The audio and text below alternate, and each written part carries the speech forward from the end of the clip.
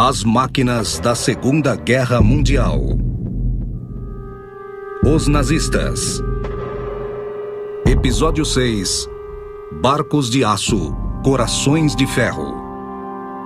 Primeiro ato. Bons tempos. Depois do início de uma atividade energética, a campanha do Atlântico agora se acalmava. O plano de Dönitz era ter o máximo de submarinos para o primeiro mês de guerra, com quase todos os U-boats disponíveis para a patrulha em setembro. Este nível de operação não pôde ser sustentado porque os navios precisavam retornar para um porto a fim de serem abastecidos de combustível, suprimentos e serem preparados. A ocupação alemã na Noruega em abril de 1940, seguida pela rápida conquista dos Países Baixos e da França em maio e junho, transformou a cena da guerra. As bases francesas em Brest, Lorient, La Pallice e La Rochelle, quase 725 quilômetros mais perto do Atlântico do que as bases alemãs no Mar do Norte. Os U-boats não precisavam mais navegar até as Ilhas Britânicas para alcançarem áreas mais favoráveis. E isso os possibilitava de atacarem os comboios a leste e passarem mais tempo patrulhando. As primeiras operações dos U-boats nas bases francesas foram muito bem sucedidas. Esta foi a era da grande corrida dos U-boats. A tripulação dos U-boats se tornaram heróis quando voltaram para a Alemanha, e os alemães se referem à época como os bons tempos, uma cidade feliz. De julho até outubro de 1940, mais de 120 navios aliados foram afundados.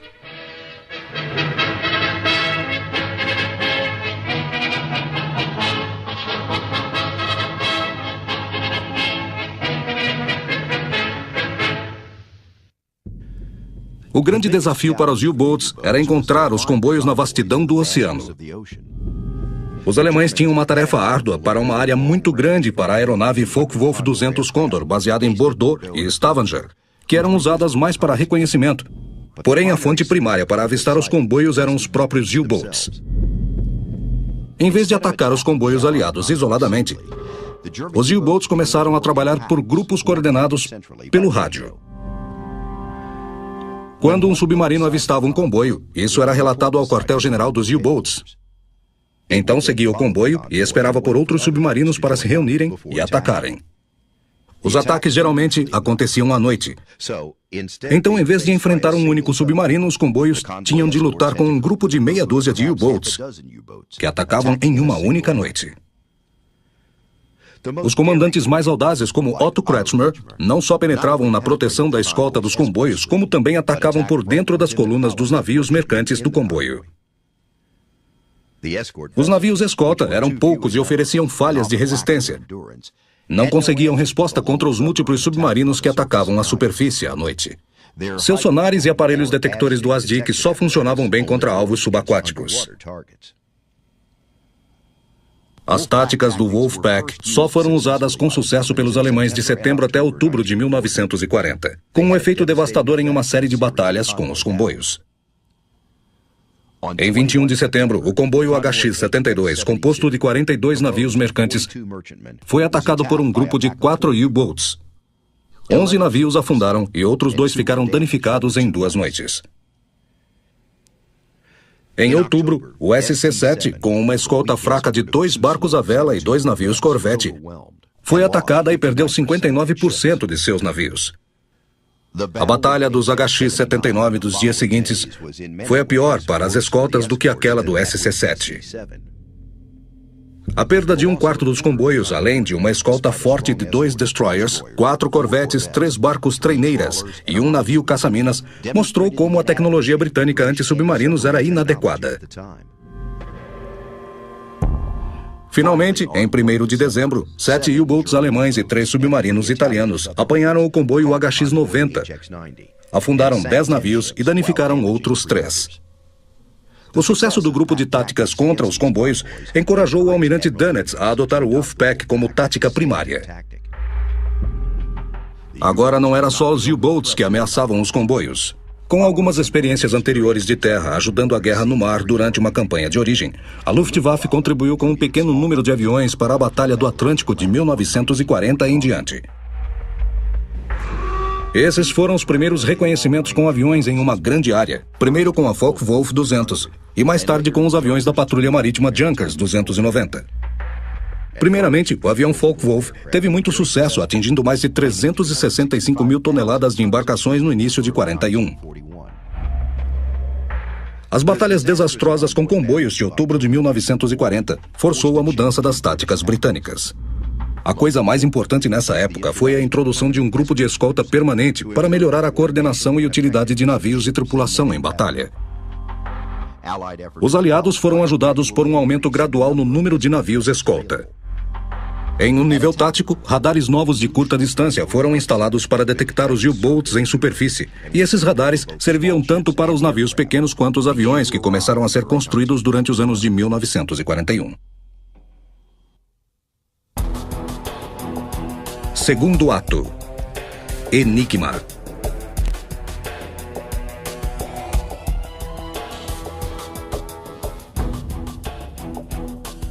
O impacto desses danos começaram a ser sentidos nas batalhas dos comboios na primavera de 1941. No início de março, Gunther Prien, no U-47, falhou em retornar à patrulha. 2 semanas depois, na batalha do comboio HX-112, o terceiro grupo de escolta, formado recentemente por 5 destroyers e 2 navios corvette, atrasaram o grupo de U-boats. O U-100 foi detectado por um radar primitivo do destroyer Van Nock. Abatido, afundou. Subsequentemente, o U-99 também foi pego e afundou, com sua tripulação capturada. Dönitz perdeu suas 3 peças principais, Kretschmer, Prien e Schepke. Dönitz então foi com seu Wolfpack para o leste, para alcançar os comboios antes que a escolta antissubmarino se juntasse a eles.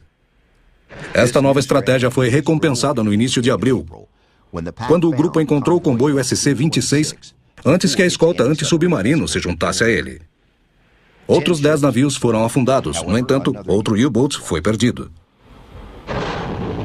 O fator principal do sucesso britânico durante o segundo semestre de 1941 e por todo o resto da campanha foi a anulação da máquina de criptografia naval Enigma.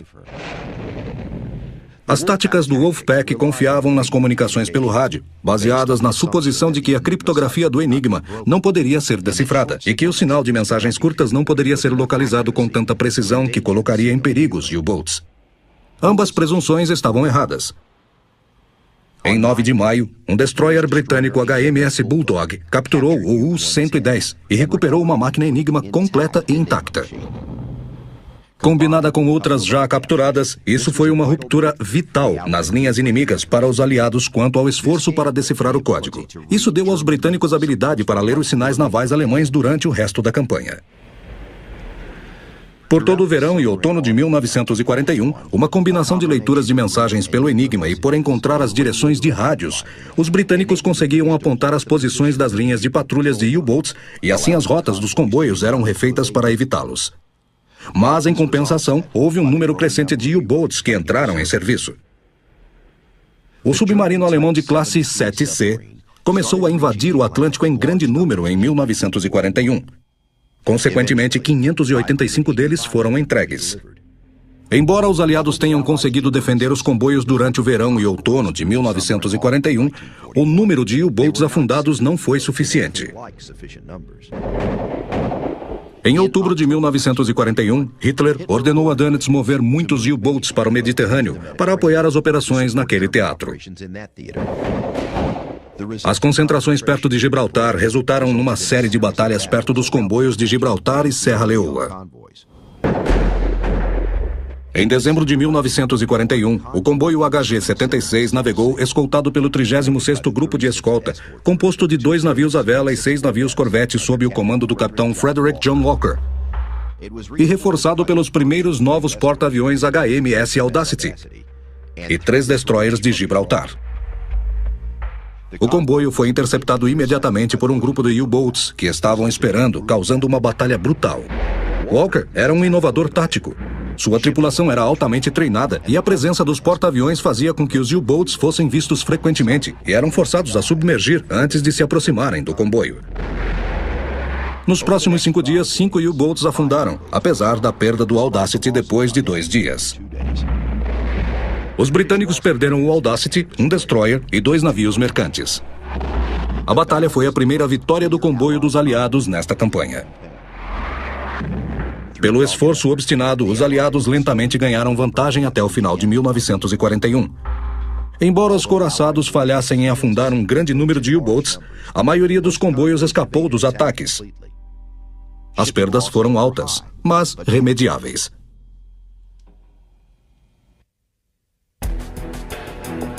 Terceiro ato. Operação Pockenslog.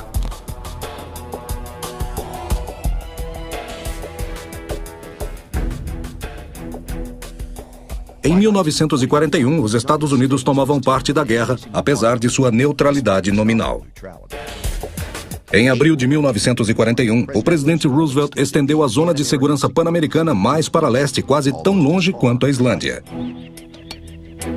As forças britânicas haviam ocupado a Islândia quando a Dinamarca caiu sob domínio alemão em 1941.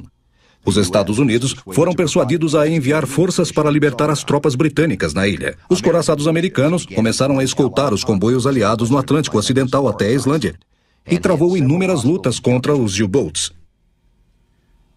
O ataque a Pearl Harbor e a declaração de guerra para a Alemanha contra os Estados Unidos tiveram um efeito imediato na campanha. Dönitz logo planejou atacar as embarcações na costa leste americana. Mas ele só tinha 12 submarinos de classe tipo 9 que eram capazes de fazer uma longa viagem até a costa leste americana. A metade desses foi removida por ordem de Hitler para contra-atacar as forças britânicas no Mediterrâneo. Um dos que sobraram precisava de reparos, sobrando só 5 submarinos contra os Estados Unidos na operação chamada Pockenslog, ou Rufar dos Tambores. Os Estados Unidos, por não experimentarem a guerra naval em sua costa, não aderiram ao blackout litorâneo. Os U-boats simplesmente ficavam na costa do litoral leste e atingiam os navios vendo suas silhuetas contra as luzes da cidade.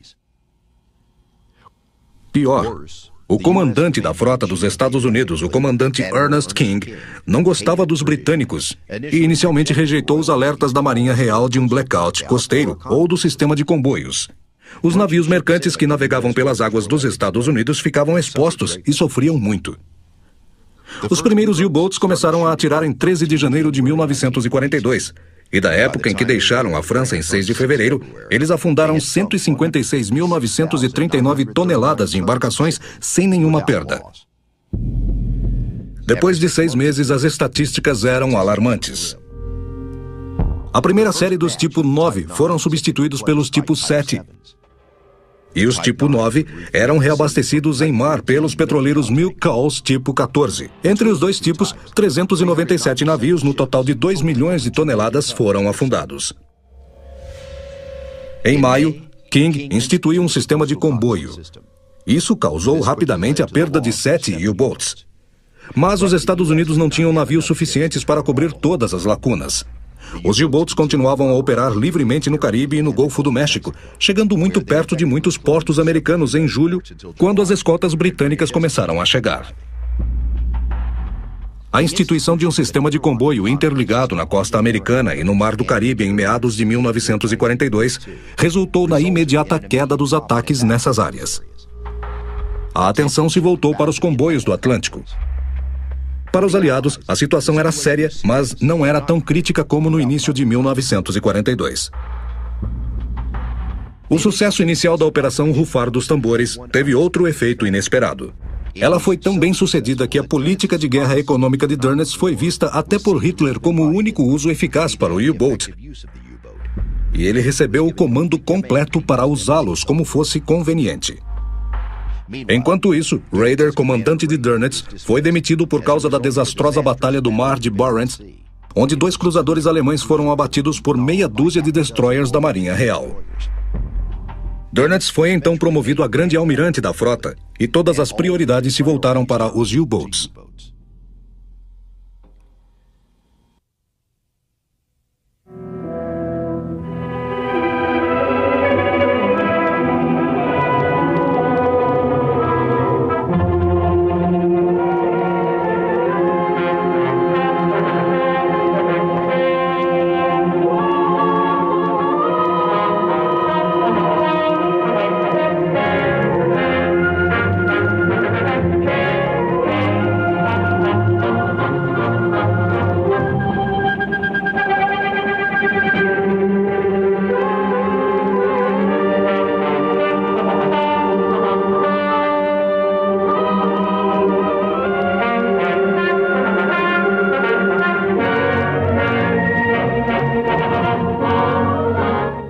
líder do grupo espera pela chegada dos comboios.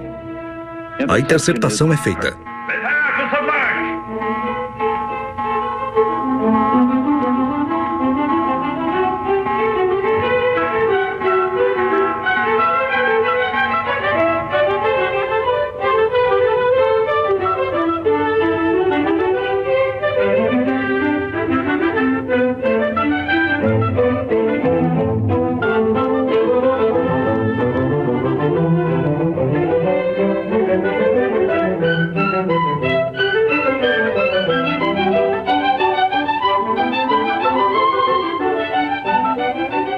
Os Wolfpacks se organizam ao redor do comboio. Observam de longe cada manobra da sua presa.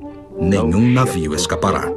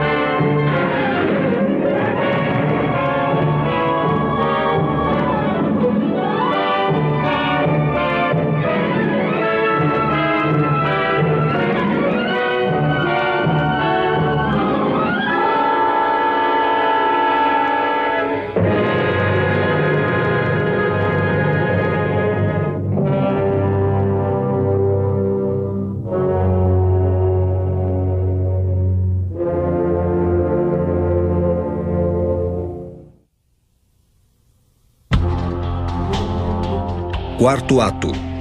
O fim do Wolfpack.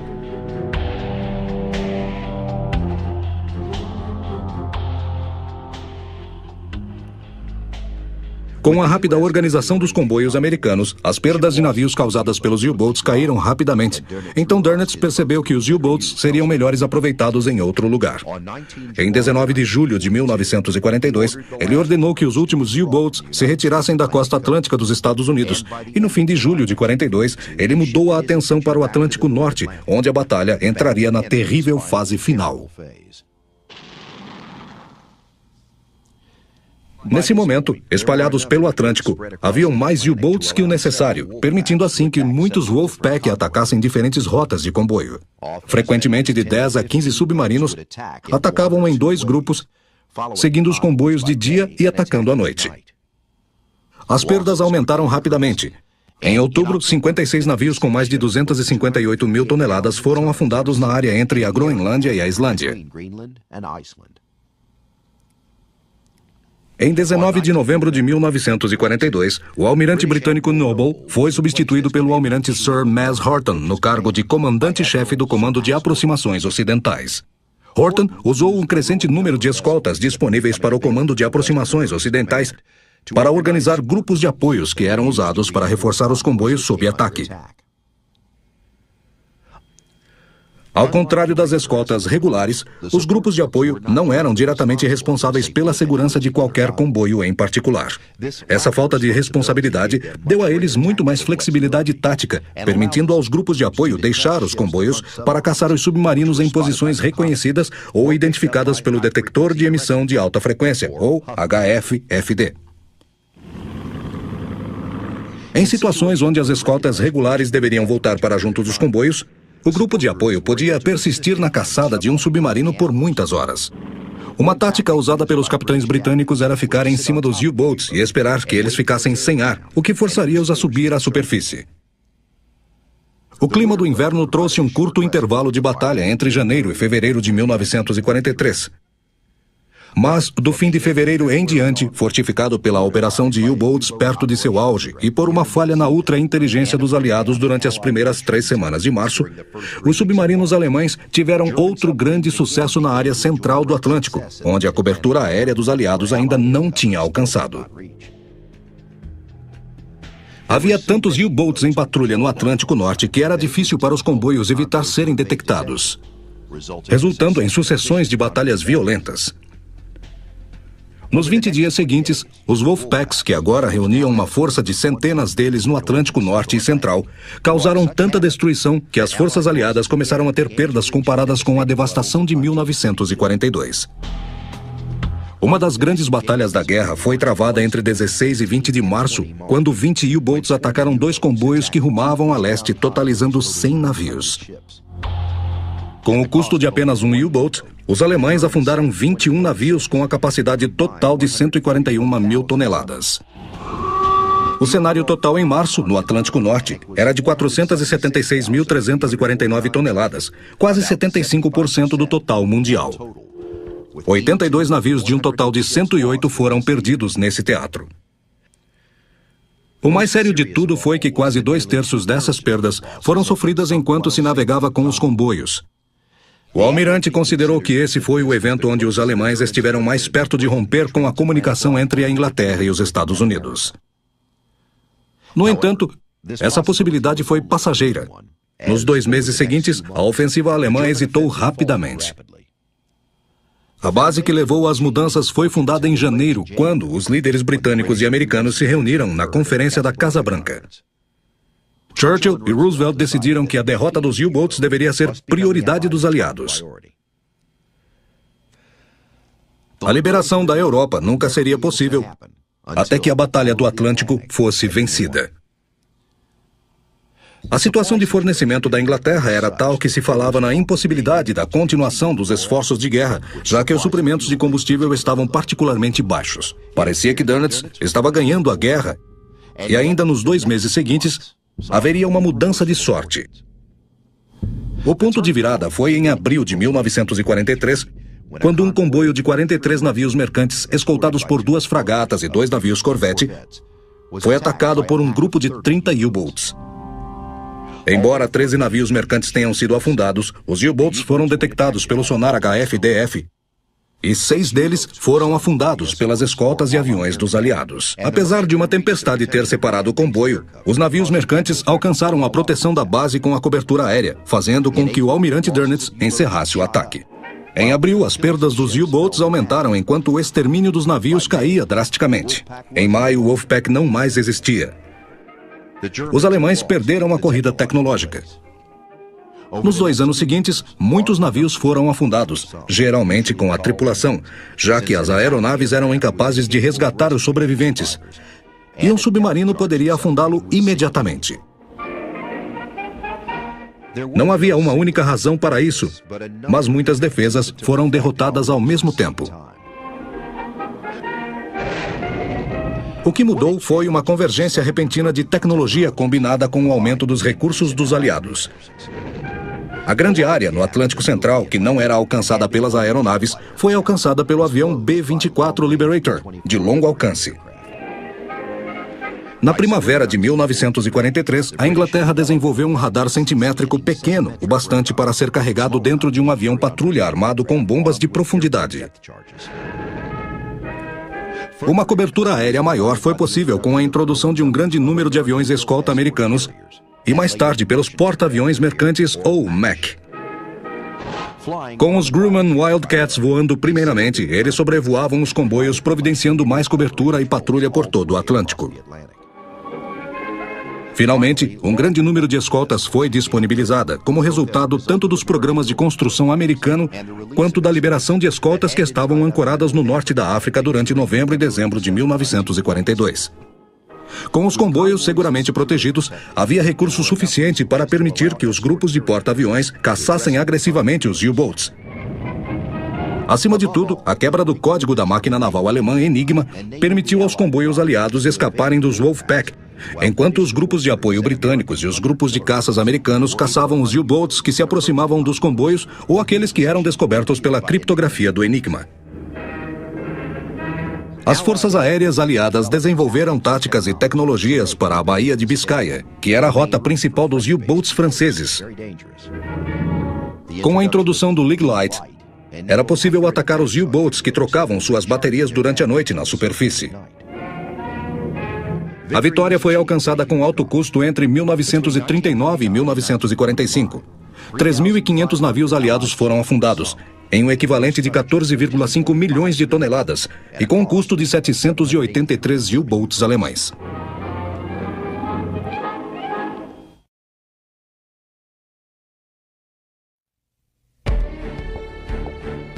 Quinto ato. A Rainha Solitária. O Tirpitz. Era o orgulho da Marinha Alemã desde a época do seu lançamento em 1938. Era o maior navio de guerra do mundo. Naquele dia, o próprio Adolf Hitler foi prestigiá-lo. Em um dia, ouvia-se a voz de Frau von Hossel, filha do almirante Tirpitz, que dava a última declaração de lançamento do couraçado alemão. Befehl des Führers und obersten Befehlshabers der Wehrmacht taufe ich dich auf den Namen Tirpitz.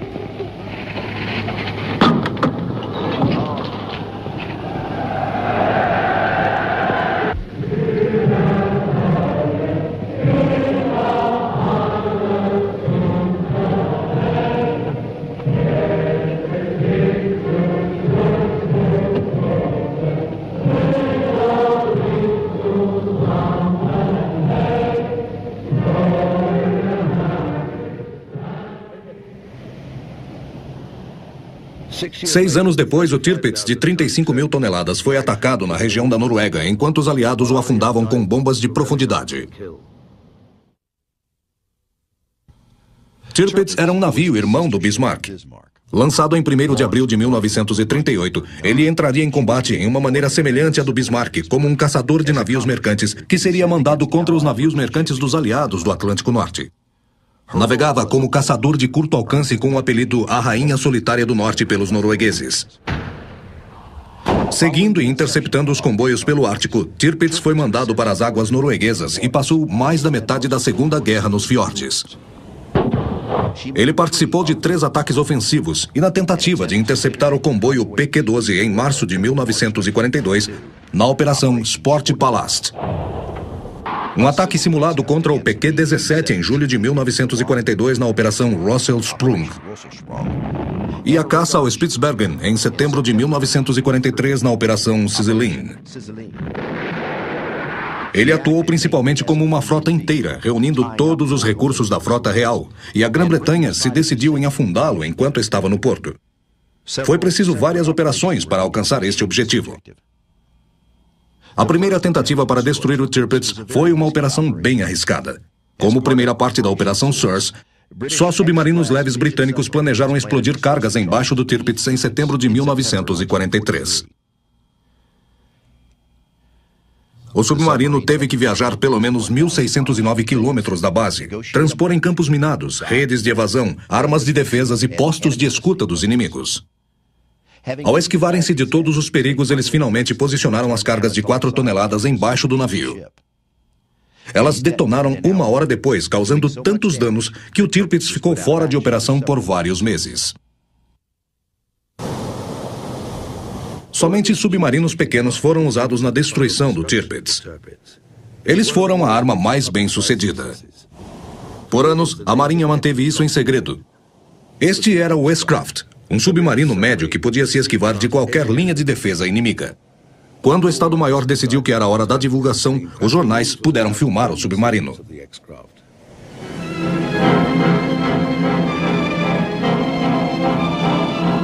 Abaixo da escotilha há a sala de mergulho, onde se encontra um compartimento sem água como necessário. Uma câmara com tamanho suficiente para abrigar um homem e uma mina para o ataque do navio inimigo. Esta é uma visão da cabine de comando enquanto o submarino estava submergindo. Em condições favoráveis, ele poderia chegar a 6,5 nós submerso.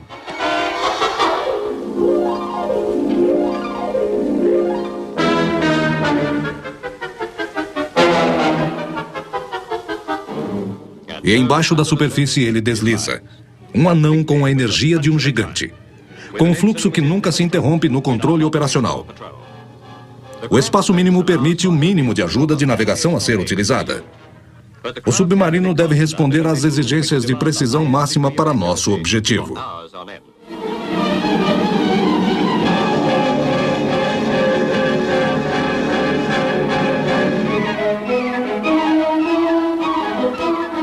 Visualize-o na superfície. Ele tinha menos de 1,80 m de largura e 9 metros de comprimento. Menor que o pitch do campo de cricket. Mesmo assim, é nesse submarino que nossos homens farão nossa defesa no campo externo e deixar a mina embaixo do Tirpitz. Em abril de 1944, o Tirpitz foi consertado e se tornou uma nova ameaça. Em resposta, a Grã-Bretanha executou a Operação Tungsten, um ataque de um porta-aviões da Frota Real da Força Aérea. Uma parte significante da frota tomou parte, incluindo 2 couraçados, 2 porta-aviões, 5 aviões de escolta, 3 cruzadores e 16 destroyers com apoio de 2 petroleiros. O ataque aéreo foi lançado em 2 de abril, um dia antes do planejamento, e chegou ao Tirpitz enquanto ele estava se preparando para partir em um teste. O ataque aéreo ocorreu em 2 grupos de torpedeiros Fire e Barracuda, com aviões escolta.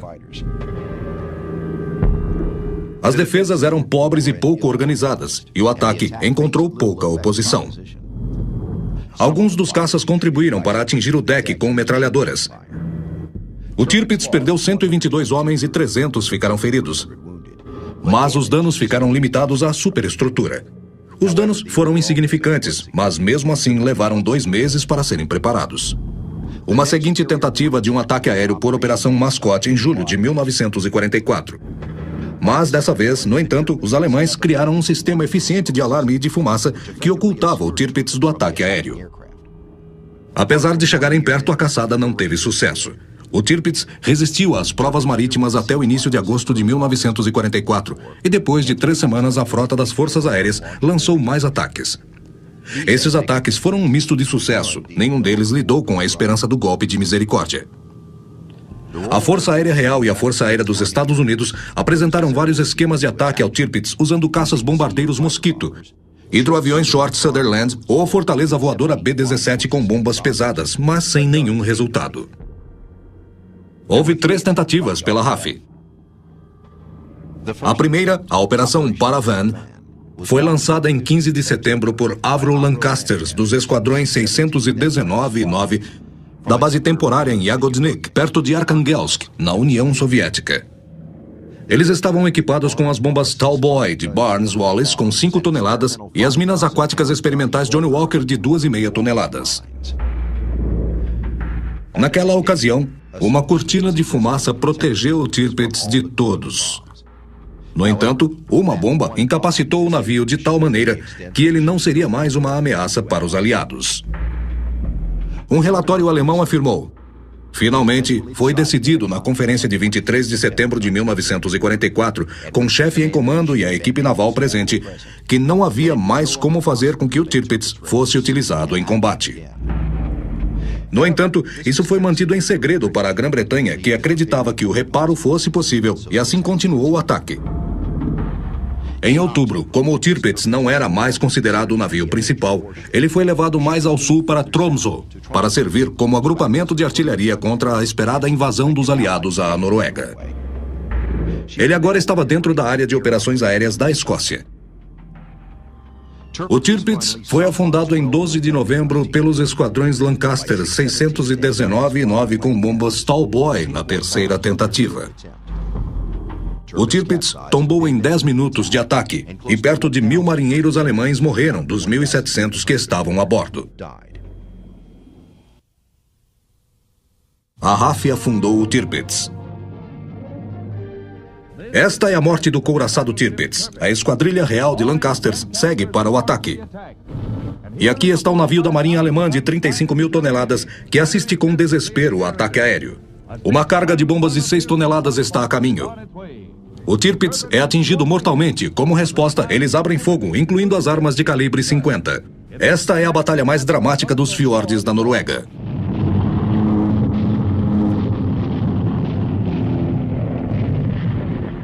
Outro ataque de perto, e já foram superadas as marcas das tentativas anteriores e mal sucedidas da base escocesa a quase 161 quilômetros.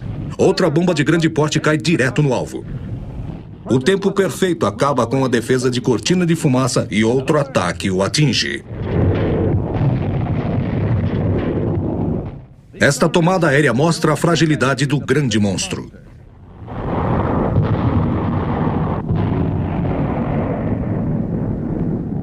Foram meses de preparação até o lançamento do ataque. E o afundamento do Tirpitz é um dos trabalhos dos quais mais nos orgulhamos.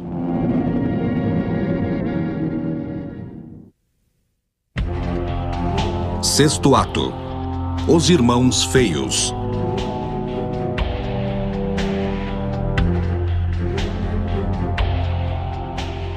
A Marinha Alemã sempre classificou Scharnhorst e Gneisenau como Scharfschiff, ou couraçado. Esses dois navios, considerados bonitos e rápidos ao mesmo tempo, geralmente eram chamados de Os Irmãos Feios, porque navegavam sempre juntos e atacavam os navios britânicos. Tanto Scharnhorst quanto seu irmão foram desenhados de uma forma alongada que permitia o ataque aos navios mercantes. A primeira operação de Scharnhorst e Gneisenau foi a de passarem entre a Islândia e as Ilhas Faroes no final de novembro de 1939. Eles afundaram o cruzeiro mercante do exército britânico, HMS Rawalpindi. Na primavera de 1940, Scharnhorst e Gneisenau cobriram a invasão da Noruega. Eles combateram o cruzador britânico HMS Renown em 9 de abril de 1940 sem resultados conclusivos. Juntos, afundaram o porta-aviões britânico HMS Glorious e suas escoltas, o Akasra e o Ardent, em 8 de junho, na costa norueguesa. Um navio-tanque sem escolta foi atacado a sudoeste da Terra Nova em 15 de março. E no dia seguinte, outro comboio misto foi detectado e atacado. 13 navios afundaram, 4 deles pelo Scharnhorst. Este foi o último combate antes dos couraçados entrarem na França pelo porto de Brest em 22 de março. O Scharnhorst afundou 8 navios, num total de 49.300 toneladas, fora a esquadra de 22 navios, totalizando 115.600 toneladas. No dia de Natal de 1943, o Scharnhorst e vários destroyers, sob o comando do almirante Erich Bay, colocaram no mar com o propósito de atacar o lado ártico da Rússia os comboios JW-55B e a RA-55ª ao norte da Noruega. Infelizmente para os alemães, as suas ordens foram decodificadas pelos decifradores britânicos e os almirantes foram capazes de direcionar suas forças para interceptá-los.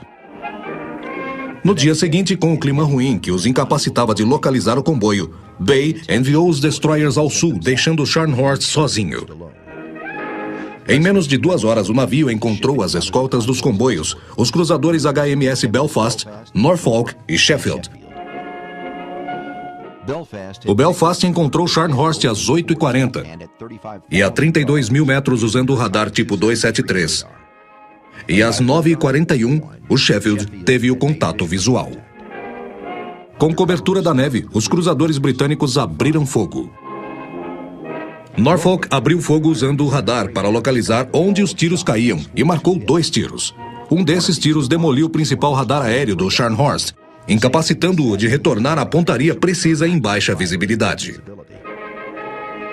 Na tentativa de dar a volta pelos cruzadores do comboio, Bay ordenou ao Scharnhorst a tomar o curso a sudoeste para longe dos cruzadores. No fim da tarde, a força de cobertura do comboio, incluindo o couraçado britânico HMS Duke of York, fizeram contato e abriram fogo. A segunda salva destruiu a torre de tiro A, detonando cargas no depósito A, e o mesmo foi feito no depósito B. Às 18 horas, a artilharia do Scharnhorst silenciou. Às 18h20, Duke of York abriu fogo e destruiu a caldeira, reduzindo a velocidade do Scharnhorst a 41 km/h, o que facilitou o ataque dos destroyers. Porém, por mais danificado e deformado que estivesse, sua artilharia ainda estava ativa quando o cruzador HMS Jamaica e os destroyers Musketeer, Matchless, Opportune e Virago se aproximaram e lançaram os torpedos. Foram lançados 52 torpedos, porém, 3 últimos lançados pelo Jamaica às 19h37, a uma distância de 3 km, foi o golpe final. Scharnhorst afundou às 19h45 em 26 de dezembro de 1943, enquanto suas hélices ainda funcionavam. Da tripulação total de 1968 homens, só 36 sobreviveram.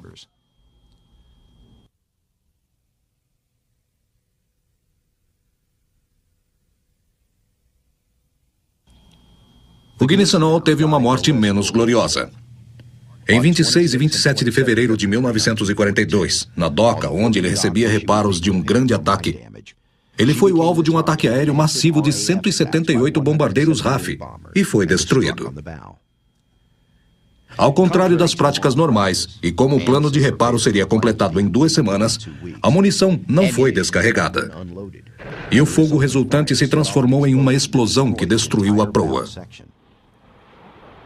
Embora algum trabalho tenha sido feito de 1942 até 1944 para reconstruí-lo, ele foi retirado de serviço em julho de 1943 para permitir a substituição da artilharia de 28 centímetros por 2 torres de tiro de 38 centímetros. Depois que o Scharnhorst afundou, esse trabalho foi abandonado. Suas armas foram removidas e mandadas à Dinamarca. As torres de tiro B e C e suas armas foram mandados à Noruega para defender a costa. O Gneisenau terminou a guerra como um bloqueio. Ele foi afundado no porto de Gotenhofen. Ele foi resgatado, quebrado e fragmentado depois da guerra. Depois da guerra, os navios alemães que ainda estavam flutuando foram divididos entre os vitoriosos. Outros, como o porta-aviões Graf Zeppelin, ainda não terminados, foram usados como alvos. E os restantes, na maioria destroyers e torpedeiros, foram colocados a serviço das marinhas aliadas, que sofreram perdas durante a guerra. A maioria dos U-boats foi destruída. As marinhas britânica, francesa e soviética receberam os destroyers. Alguns torpedeiros foram para as marinhas da Dinamarca e da Noruega. Os destroyers foram todos retirados no fim da década de 50, mas alguns torpedeiros retornaram para a nova marinha da Alemanha Ocidental na década de 60. E assim, terminou a poderosa Kriegsmarine.